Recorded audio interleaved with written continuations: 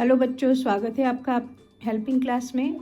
आज हम तंत्रिका तंत्र में तंत्रिका कोशिका के बारे में, उसकी संरचना और कार्य के बारे में देखेंगे। तंत्रिका कोशिका 3 भागों में बटी होती है। तंत्रिका कोशिका का सबसे पहला भाग साइटोन कहलाता है। साइटोन के अंतर्गत हमें केंद्रक और ध्रुमिकाएँ आती है। दूसरा भाग जो होता है वो डेंड्रॉन कहलाता है। डेंड्रॉन में तंत्रिकाक्ष आता है।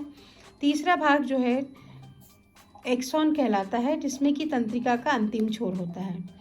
एक्सॉन में इस तरह से छोटी छोटी संरचनाएं होती है और ये ऐसी धागेनुमा निकली हुई होती हैं जो एक दूसरे से आपस में जुड़ी होती हैं। इसी तरह से ये जो सिरे हैं, इनसे जो ऊपरी जो हमने साइटोन देखा, साइटोन के सिरे इसी सिरे के साथ में दूसरी कोशिका के इसी टाइप के सिरों के साथ में जुड़े होते हैं और ये एक साथ धागेनुमा संरचना हमारे शरीर में होती है। आइए हम तंत्रिका कोशिका की संरचना को देखें। तंत्रिका तंत्र की हम संरचना अगर देखें तो एक ऐसा तंत्र जो सोचने, समझने, स्मृति रखने या याद रखने के साथ साथ पूरे शरीर का नियंत्रण रखता है, तंत्रिका तंत्र कहलाता है। तंत्रिका तंत्र एक धागेनुमा संरचना होती है जिसे तंत्री कोशिका कहते हैं। तंत्री कोशिका को न्यूरॉन या नर्व्स भी कहते हैं। तंत्रिका कोशिका सबसे बड़ी कोशिका होती है। तंत्रिका या न्यूरॉन कोशिका कभी भी विभाजित नहीं होती।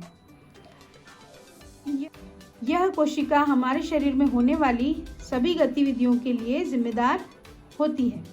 मतलब हमारे शरीर का पूरा नियंत्रण जो है इन्हीं के अंतर्गत होता है। जो भी हम सोचते हैं, समझते हैं, ये सारी क्रियाएं जो है ये तंत्रिका कोशिका के द्वारा ही संभव है या तंत्रिका तंत्र के द्वारा ही संभव है। आइए हम इसके कार्यों के बारे में देखें कि इसके कार्य कौन कौन से हैं या ये हमारे शरीर में क्या काम करती हैं।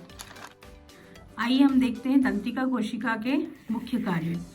तंत्रिका कोशिका या न्यूरॉन के निम्नलिखित कार्य हैं। तंत्रिका कोशिका विभिन्न अंगों की विभिन्न क्रियाओं को नियंत्रित एवं संचालित करती है।